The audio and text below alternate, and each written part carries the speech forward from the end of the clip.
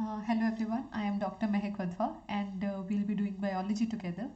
The first topic that I am going to cover today is cell cycle and cell division. It's a vast topic, so it cannot be covered in just one lecture, so we'll be doing it in parts. The first part that I am going to cover today is mitosis. Also, we will be doing the MCQs that have shown up in recent exams.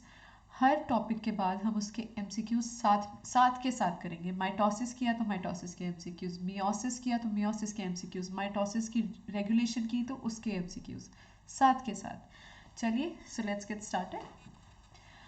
सबसे पहले what basically is cell cycle. Cell cycle is a series of events by which a cell duplicates its genome and synthesizes other constituents of the cell and eventually divides into two daughter cells. This whole scenario is termed as cell cycle. इसने बोला क्या? इसने तीन चीज़ें बोली. क्या बोली? Duplicate किया जीनोम को. एक सेल ने अपना जीनोम डुप्लीकेट किया, दो जीनोम्स बनाए. Synthesises other constituents of the cells. Organelles थे इसके पास, सबके लिए, हर जीनोम के लिए अपने ऑर्गेनेल्स बनाए और इवेंचुअली डिवाइड किया टू डॉटर सेल्स में. एक ये बन गया सेल और एक ये बन गया सेल. ठीक है, तो what is the requirement of cell division, you would ask. The requirement is, first is growth. अगर हम ग्रो कर रहे हैं, it is because the cells are dividing. अगर हम मोटे हो रहे हैं तो cells are dividing. अगर हम हाइट में इंक्रीज कर रहे हैं तो cells are dividing. हाइट छोड़ो, the presence of our being as 4 feet, 5 feet, 6 feet tall beings is because the first cell of our life, zygote, divided. Right? अगर वो डिवाइड ना किया होता तो आज हम ना होते. Second is repair. Repair and replacement. हमारी बॉडी में ऑल द टाइम टिश्यूज़ में वेयर एंड टियर चल रही है. ठीक है, तो हर सेल्स में जो डैमेज हो रहे हैं उनकी जगह नए सेल्स तो आने चाहिए. हमारी स्किन देखिए, ठीक है, ये आपको पता है ये ऊपर से शेड कर रही है. अब अगर ये शेड ही करती रहेगी और नीचे से नए सेल्स रिप्लेस नहीं करेंगे उनको, तो will expose our bones. Right? तो हम ऐसा तो नहीं करते, पर हमें पता है कि सेल्स शेड हो रहे हैं. राइट? इसीलिए नहीं करते क्योंकि नीचे से सेल्स बन भी रहे हैं, रिप्लेस भी हो रहे हैं. Third is reproduce. रिप्रोडक्शन की बात हम तब करेंगे जब हम मियोसिस पढ़ेंगे. ठीक है, तो चलिए आगे चलते हैं. तो सेल साइकिल को दो बेसिक फेजेस में डिवाइड किया गया है. फर्स्ट इज कुछ इस तरह का दिखता है सेल साइकिल. तो first is interphase and second is mitosis.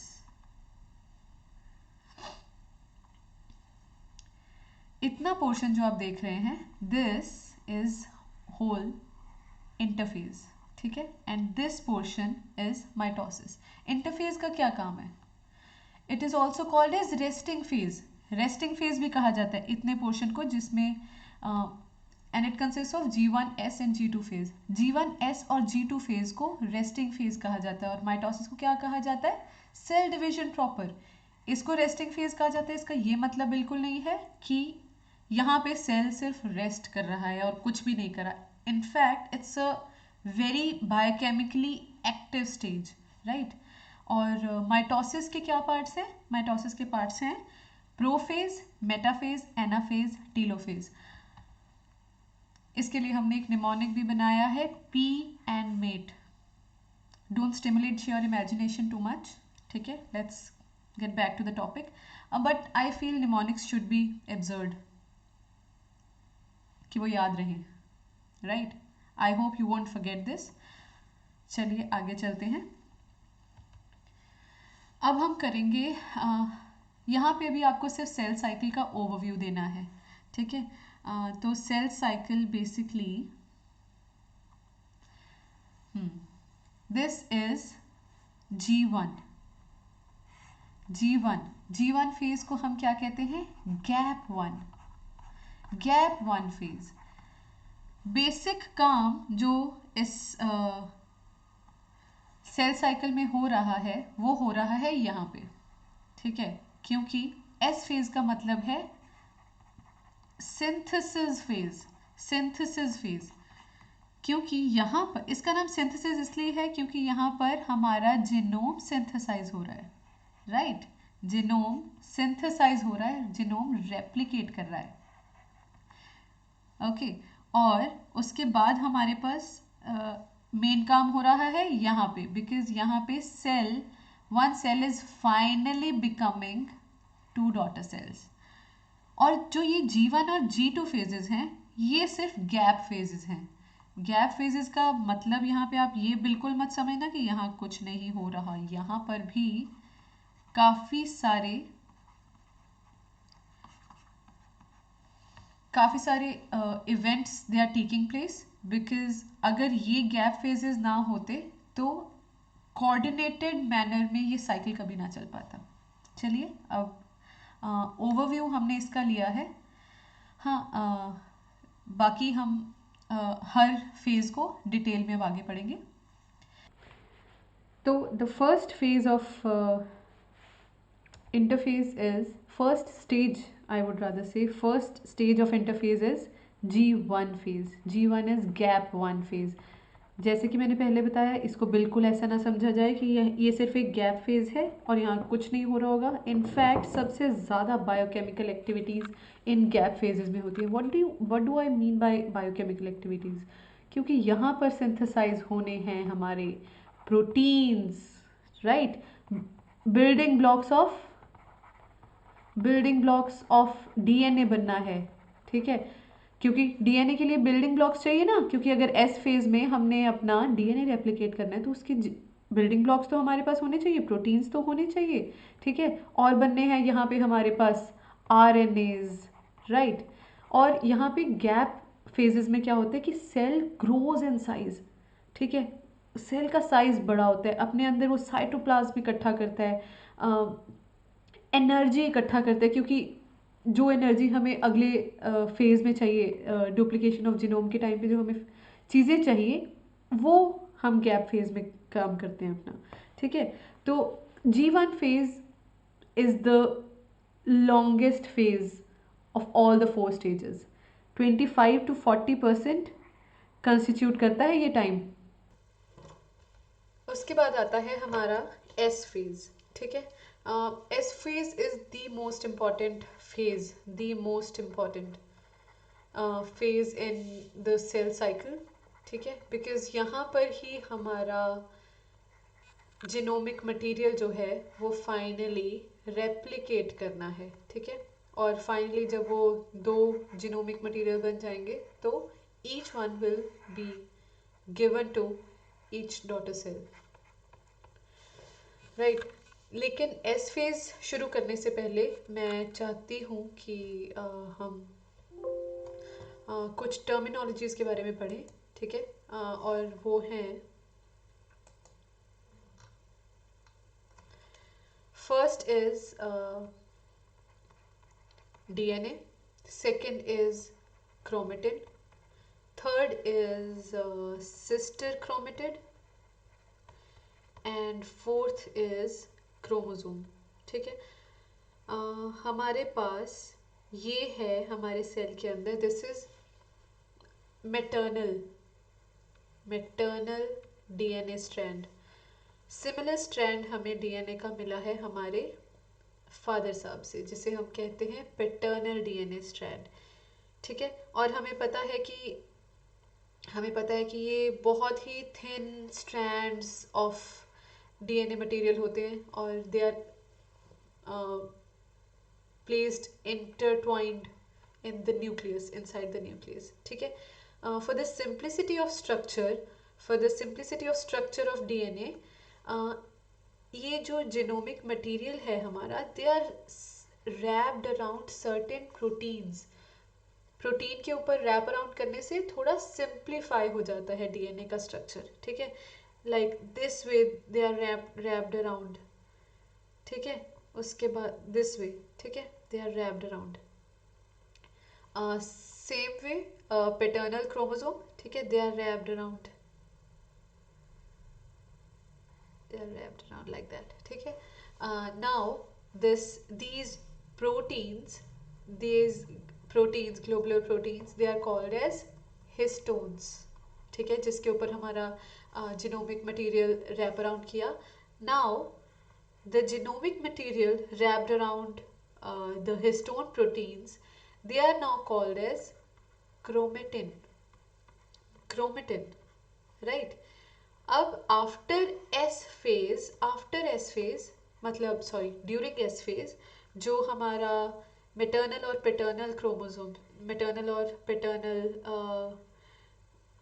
Genomic material है, हमें पता है कि एस फेज में उसने करना है रेप्लिकेट, ठीक है, रेप्लिकेट.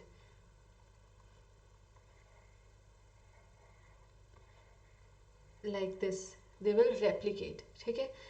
तो अब जो ये स्ट्रक्चर बना है हमारे पास, ठीक है, this structure which is a copy of this strand, this is a हूबहू copy, they are exact same copies, they are twins of each other, ठीक है, इसलिए इनका नाम रखा गया है.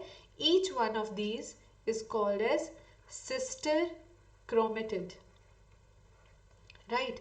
Same way each one of these strands is called as sister chromatid. इस स्ट्रैंड को भी सिस्टर क्रोमेटिड, इसको भी sister, they are sisters to each other, ठीक है. सेम वे पैटर्नल डीएनए में they are sisters to each other, they are similar to each other, so each one of these strands is called as sister chromatid. And this whole structure this whole structure this whole structure this whole structure is called as a chromosome. इसे भी हम chromosome कहते हैं और इसे भी chromosome कहते हैं, ठीक है. तो I hope you all are clear with these 4 terms, otherwise many of you get like कि समझ नहीं आ रहा है सिस्टर क्रोमेटिड क्या होता है, क्रोमोसोम क्या होता है. हाँ, एक तो हमने ये 4 टर्म्स पढ़नी थी इसमें, और हमने क्या पढ़ना था एस फेज के अंदर, कि एस फेज के अंदर अगर हमारे पास इनिशियली अगर हम समझें कि हमारे पास कंटेंट ऑफ डीएनए या फिर हम इसे कहें अमाउंट ऑफ डीएनए, अमाउंट या कंटेंट ऑफ डीएनए, अगर हम इनिशियल स्टेजेस में हमारे पास देखिए बिफोर एस फेज, अगर हम इसे कहें कि हमारे पास 2C था, ठीक है, तो आफ्टर एस फेज हमारे पास कितना हो जाएगा. एस फेज में हमें यहाँ पे एक स्ट्रैंड दिख रहा था ना, एक स्ट्रैंड यहाँ पे मैटर्नल था, एक पैटर्नल था, यहाँ पे अब 2 मैटर्नल है 2 पैटर्नल है, ठीक है. तो कंटेंट तो हमारे पास हो गया है दुगना, 2C से हमारे पास हो गया है दुगना विच इज 4C. लेकिन my question to you is, क्या क्रोमोसोम्स का नंबर बड़ा है?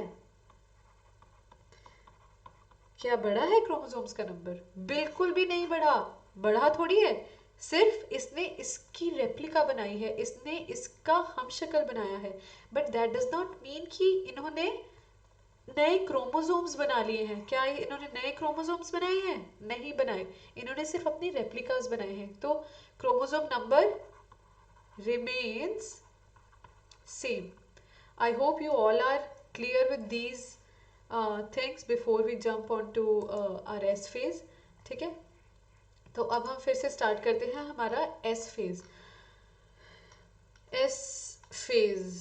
हाँ, यहाँ पर 3 इंपॉर्टेंट चीज़ें अब हमारे पास हो रही हैं. फर्स्ट इज डीएनए रेप्लिकेशन, जिसके बारे में हमने पढ़ लिया है, ठीक है.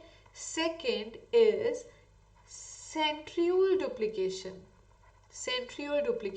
ठीक है. And third is histone protein synthesis. Third is histone की प्रोटीन सिंथेसिस. हिस्टोन्स हमने पढ़ा ना कि जिन प्रोटीन्स के ऊपर DNA structure is wrapped around, they are called as histone proteins, ठीक है, हिस्टोन प्रोटीन्स. उन प्रोटीन्स की सिंथेसिस होनी है, डीएनए रेप्लिकेशन करना है और सेंट्रियोल की duplication. Now you will ask me what is a centriole. Centriole is just another is just another organelle is just another organelle in a cell. ठीक है, ये हमें दिख रहा है कि ये सेल है, ये न्यूक्लियस है हमारे पास, माइटोकॉन्ड्रिया है, गोल्जी अपरेटस है, एंडोप्लाज्मिक रेटिकुलम है, राइबोसोम्स है, लाइसोजाइम्स है. सिमिलरली एक और ऑर्गेनेली प्रेजेंट होती है जिसका नाम है सेंट्रोजोम. सेंट्रोजोम के अंदर बैरल शेप प्रोटीन्स प्रेजेंट होते हैं which are present at right angles to each other and they are present in T shaped manner and they are called as centrioles. हम इस ऑर्गेनेली के बारे में इतना इसलिए जान रहे हैं because these centrioles they play an important very important role during the mitosis stage of cell cycle. ठीक है, तो एस फेज के अंदर हमारे सेंट्रियोल्स डुप्लीकेट किए, सेंट्रोजोम ये रहा. ठीक है, सेंट्रियोल्स डुप्लीकेट किए और इनका पर्पस क्या है, फंक्शन क्या है, they help in organizing microtubules. Microtubules they are rope like structures, rope like structures जिससे chromosomes they are pulled apart, they are pulled apart through these microtubules, right. चलिए अब हम बढ़ते हैं अपने नेक्स्ट स्टेज की तरफ which is G2. Like just like G1 phase which was our gap 1 phase, ठीक है, this phase G2 phase is also gap. यहाँ पर भी सिमिलर इवेंट्स होते हैं, जैसे हमने G1 फेज में रॉ मटेरियल बनाया था जो कि काम आया था, रॉ मटेरियल बनाया था ना जो कि काम आया था एस फेज में. सिमिलरली G2 में वो रॉ मटेरियल्स बनेंगे जो कि काम आएंगे माइटोसिस के टाइम पे. माइटोसिस में जैसे अभी मैंने आपको बताया कि माइक्रोट्यूब्यूल्स से पुल अपार्ट करते हैं हमारे क्रोमोसोम्स. तो जो माइक्रोट्यूब्यूल्स हैं, ठीक है, माइक्रोट्यूब्यूल्स के प्रोटीन्स बनेंगे यहाँ पे. माइक्रोट्यूब्यूल्स, ये माइक्रोट्यूब्यूल्स हैं हमारे पास. ठीक है, और कौन बनाता है इन्हें इन्हें हमने क्या पढ़ा था अभी पिछले फेज के अंदर, उन्हें बनाते हैं सेंट्रोसोम्स. सेंट्रियोल्स, सेंट्रियोल से निकलते हैं ये माइक्रोट्यूब्यूल्स, राइट. और क्या होता है G1 फेज के अंदर, और क्या हुआ था हमारे पास, ग्रोथ हुई थी सेल की, साइटोप्लाज्मिक कंटेंट इंक्रीज हुआ था. सिमिलरली ग्रोथ G2 फेज के अंदर भी होगी और साइटोप्लाज्मिक कंटेंट भी इंक्रीज होगा. तो बस यही है चीज़ें G2 फेज के अंदर. अब हम finally we are going to enter the mitosis phase. Finally कितनी वेट के बाद प्रो फेज आया है हमारे पास. तो प्रो फेज के अंदर जो हमारा इनिशियली जो हमारा क्रोमेटिन मटेरियल होता है, हमारा जीनोमिक मटेरियल जो होता है, आप देखिए कि वो हमें पता है कि इंटरट्वाइंड प्रेजेंट होता है, राइट. और यहाँ पर वो कंडेंस होना शुरू करता है. ठीक है, कंडेंस होना शुरू करता है और हम देख रहे हैं कि न्यूक्लियर मेम्ब्रेन डिसइंटीग्रेट कर रही है. जो सेंट्रियोल्स डुप्लीकेट किए थे एस फेज के अंदर, they are going towards opposite poles, right. तो और यहाँ पर हमने और क्या देखना है,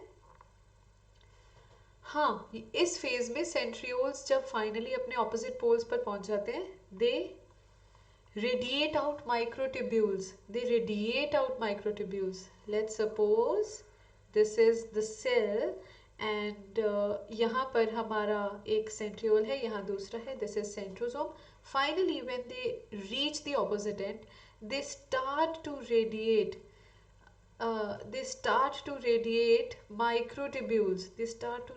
microtubules. ठीक है, तो जो ये microtubules radiate कर रहा है, ठीक है, along with the centrosome and centrioles, this thing is called one ester.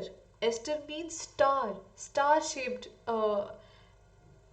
हमारे पास ये स्ट्रक्चर कुछ बन रहा है. यहाँ पर भी the centrosome along with its microtubules is called an ester. Now both the esters are called as mitotic apparatus. ठीक है, तो यहाँ पर माइटोटिक अपरेटस बन रहे हैं प्रोफेज के अंदर. और क्या क्या हुआ, न्यूक्लियर मेम्ब्रेन डिसइंटीग्रेट की। सेकेंड, न्यूक्लियर मेम्ब्रेन डिसइंटीग्रेट करना शुरू हुई, ठीक है, दे इनिशिएट टू डिसइंटीग्रेट। और क्या होता है, initiation of condensation of chromosomes, that begins in prophase. And asters बनते हैं, एस्टर्स बनते हैं, माइटोटिक अपरेटस बनता है, ठीक है। अब चलते हैं हम नेक्स्ट स्टेज पे, विच इज मेटाफेज। सबसे ज़्यादा ड्रामेटिक फेज मेटाफेज है। क्यों? क्योंकि यहाँ पर फाइनली न्यूक्लियर मेम्ब्रेन हमारे पास डिसइंटीग्रेट कर जाती है, कंडेंसेशन ऑफ सेंट्रियोल्स पूरा हो जाता है, centrioles sorry not condensation of chromosomes हमारे पास पूरा हो जाता है, और जो अरे पॉइंटर, लेजर पॉइंटर आ जाओ। हाँ, तो क्रोमोसोम्स की कंडेंसेशन पूरी हो जाती है, न्यूक्लियर मेम्ब्रेन डिसइंटीग्रेट कर जाती है, और माइटोटिक स्पिंडल फाइबर्स आ रहे हैं दोनों तरफ से इनके पास, and the chromosomes finally align themselves along the equatorial region of the cell, which is later called as metaphasic plate और equatorial plate। और ये वो स्टेज है जहाँ पर हम मॉर्फोलॉजी ऑफ क्रोमोसोम्स को अच्छी तरह स्टडी कर सकते हैं, number of chromosomes, size of chromosome, morphology, proper morphology of chromosomes हम मेटाफेज में स्टडी कर सकते हैं।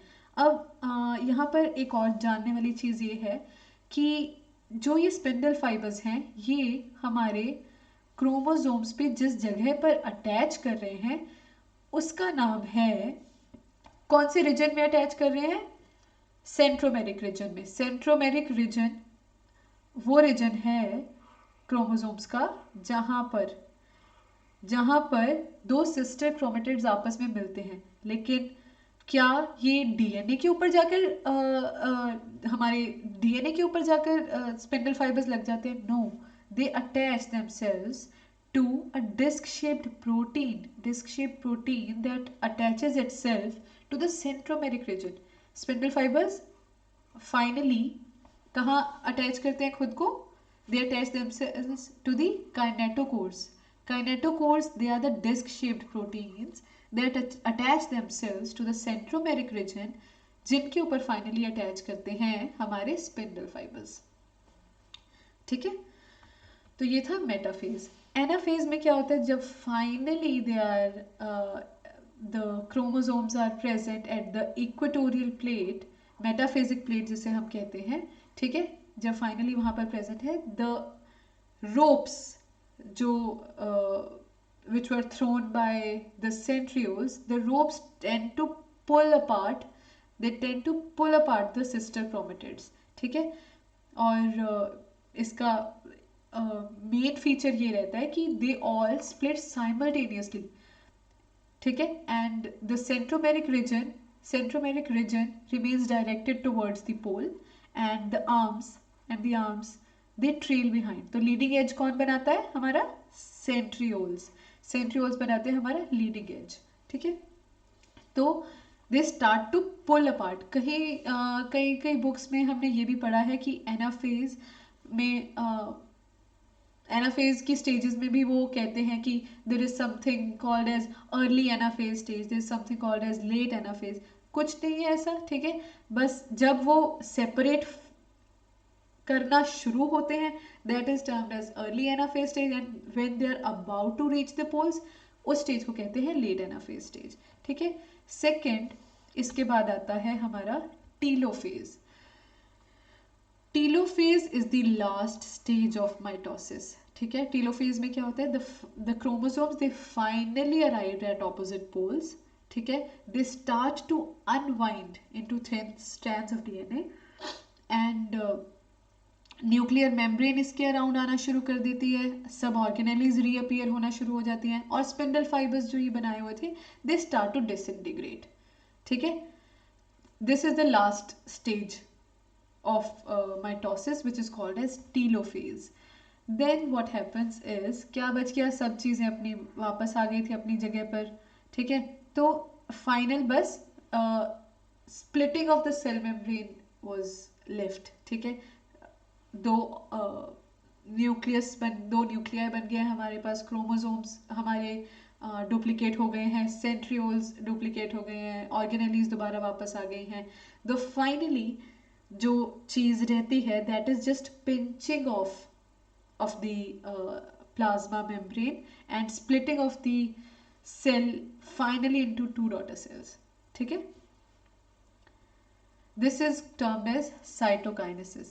Kinesis means division, cyto means cell. Cell की final division is cytokinesis. चलिए अब हम थोड़ी सी रिविजन कर लेते हैं, थोड़ी सी रिविजन करें। कहाँ हैं हम? यहाँ पर हैं हम। तो हाँ, तो सबसे पहले हमारे पास कौन से दो फेजेस हैं? हमारे पास? फर्स्ट इज इंटरफेज, ठीक है, interphase, and second which is a shorter phase, relatively very short phase, is mitosis, ठीक है। Interphase and mitosis. अगर मैं कहूँ कि 24 आवर्स का हम ह्यूमन सेल का डिवीजन पीरियड है, 24 आवर्स, तो उसमें से 23 आवर्स मिलते हैं इंटरफेज को और माइटोसिस को मिलता है जस्ट 1 आवर, क्योंकि इसने तो सिर्फ डिवाइड करना है, लेकिन जो बेसिक काम करने वाला है, जो हमने अपना सब स्ट्रक्चर्स सब डीएनए मटेरियल जो हमने रेप्लिकेट करना है वो इंटरफेज के अंदर है, तो that requires more time. Division requires just bare minimal amount of time. तो ये हमारा हमारा रिवीजन टाइम है। इंटरफेज का सबसे पहला phase is G1 which is gap 1, जिसने सिंथेसाइज करने हैं raw materials for S is synthesis phase, जहां पर रेप्लिकेट करना है हमारा डीएनए, ठीक है। उसके बाद आता है G2 फेज, ठीक है, विच इज गैप 2 फेज। उसके बाद शुरू होता है हमारा जिसने रॉ मटेरियल सिंथेसाइज करने हैं माइटोसिस के लिए। माइटोसिस G2 के बाद स्टार्ट होता है और इसकी फर्स्ट स्टेज कौन सी है? प्रोफेज। निमोनिक क्या था? पी एंड मेट, ठीक है। प्रोफेज, मेटाफेज, एनाफेज, टीलोफेज, और उसके बाद finally division of cell which is cytokinesis, ठीक है। तो ये हो गई हमारी रिविजन। हाँ, तो अभी जो हमने जिन सेल्स के बारे में पढ़ा वो सेल्स जिनकी रेगुलर डिवीजन चल रही है हमारी बॉडी के अंदर, दे आर रेगुलरली फॉर्मिंग, ठीक है। जैसे कि हमारे जीआईटी लाइनिंग के सेल्स हो गए, ठीक है, जैसे कि हमारे ब्लैडर के सेल्स हो गए, और जैसे कि हमारे एपिडर्मल सेल्स हो गए, हेमेटोपोइटिक सेल्स हो गए।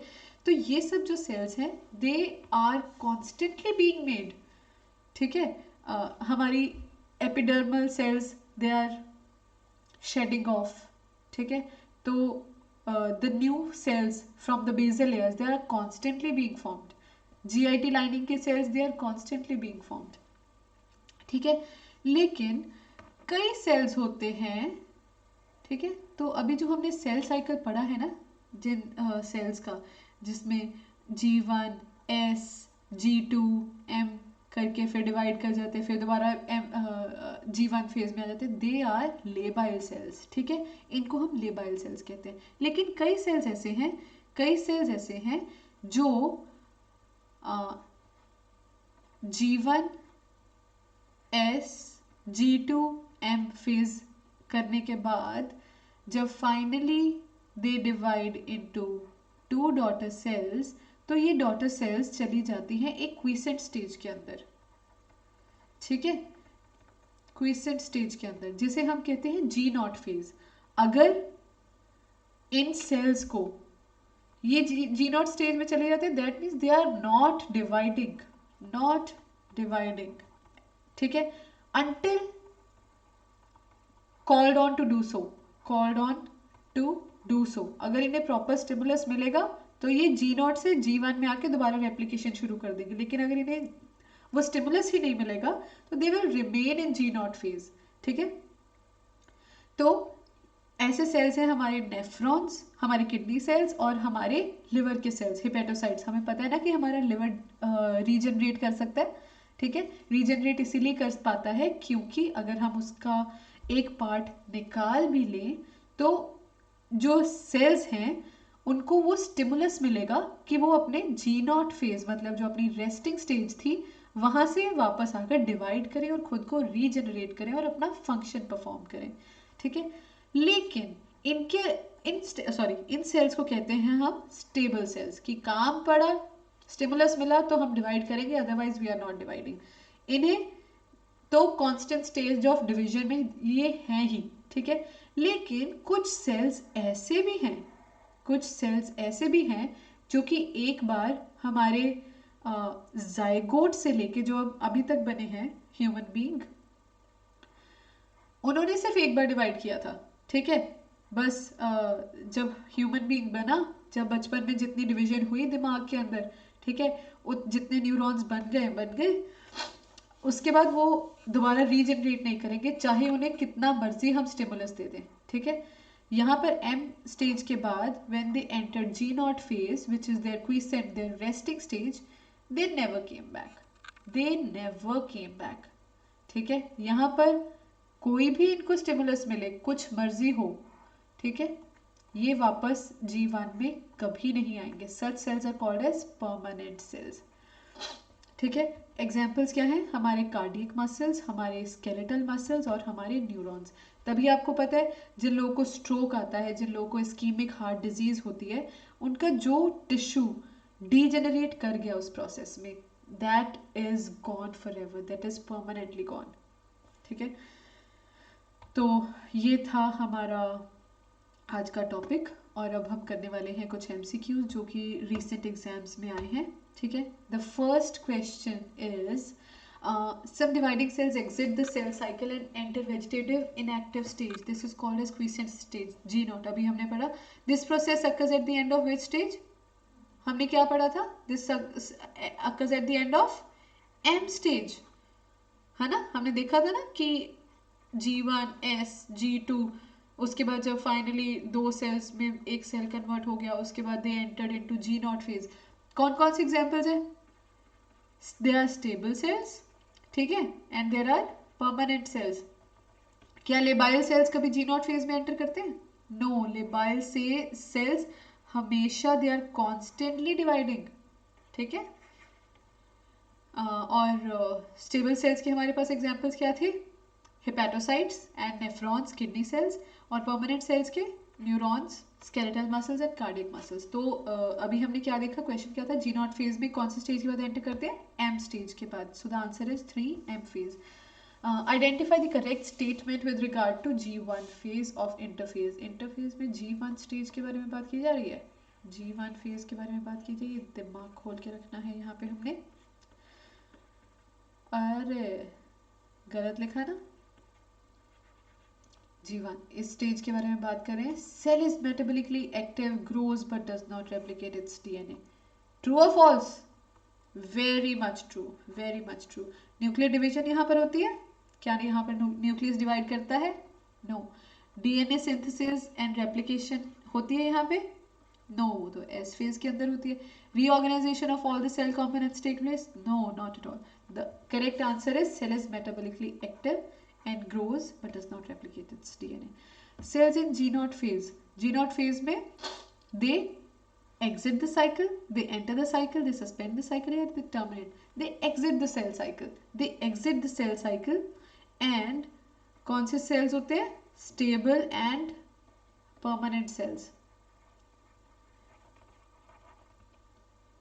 So the correct answer is first, exit the cell cycle.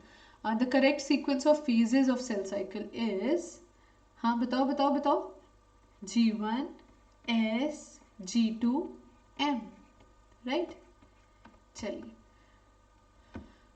in S phase of cell cycle क्या होता है? S phase में हमने क्या पढ़ा था? Amount of DNA doubles in each cell cycle, in each cell. Yes, very much true. Amount of DNA remains same in each cell. S phase तो synthesis का फेज है, सेम कैसे रह सकती है ना? क्योंकि अभी तो हमने यहाँ पे रेप्लिकेट किया था, तो this statement is wrong. Chromosome number is increased, क्या क्रोमोसोम का नंबर इंक्रीज हुआ था? क्रोमोसोम सिर्फ रेप्लिकेट किए थे, उन लोगों ने सिर्फ अपने ट्विन्स बनाए थे, but that does not mean कि क्रोमोसोम नंबर इंक्रीज हो गया है. We are still diploid in diploid state. ठीक है, इट इज जस्ट कि कंटेंट ऑफ डीएनए इंक्रीज हो गया, तो this statement is false. Amount of DNA is reduced to absolutely false. Correct answer is first, amount of DNA doubles in each cell. उसके बाद है हमारे पास question, during which phase of cell cycle amount of DNA in a cell remains at 4C level if the initial amount is denoted as 2C. G0 and G1, G1 के time पे तो replication ही नहीं हुई अभी तक, तो 4C पे जा सकता है? No. G1 and S phase में, G1 तो हमें पता है कि this is wrong, S phase में तो वो डबल करता है, बिल्कुल करता है. This may be right, this may be right, but this whole option is wrong because इसमें G1 भी इंक्लूडेड है. ओनली G2 बिल्कुल, क्योंकि एस फेज में अगर वो रेप्लिकेट करता भी है, अपना कंटेंट इंक्रीज करता भी है, ठीक है, तो उसके बाद वो एंटर कर जाता है G2 के अंदर. एंड G2 एंड M के अंदर क्या M करेक्ट है? बिल्कुल नहीं, क्योंकि M के अंदर तो फाइनली हर सिस्टर क्रोमेटिड अलग अलग हो जाती है. माइटोसिस में हमने देखा था ना, माइटोसिस में हमने देखा था ना कि सिस्टर क्रोमेटिड्स अलग होगी, तो this option is false. Correct answer is option 3, only G2. Seventh question, at metaphase chromosomes are attached to the spindle fibers at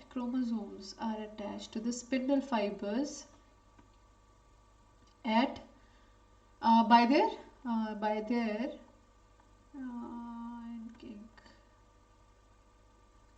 हाँ, तो यहाँ पर थे हमारे, कौन सा प्रोटीन लगा हुआ था बताओ?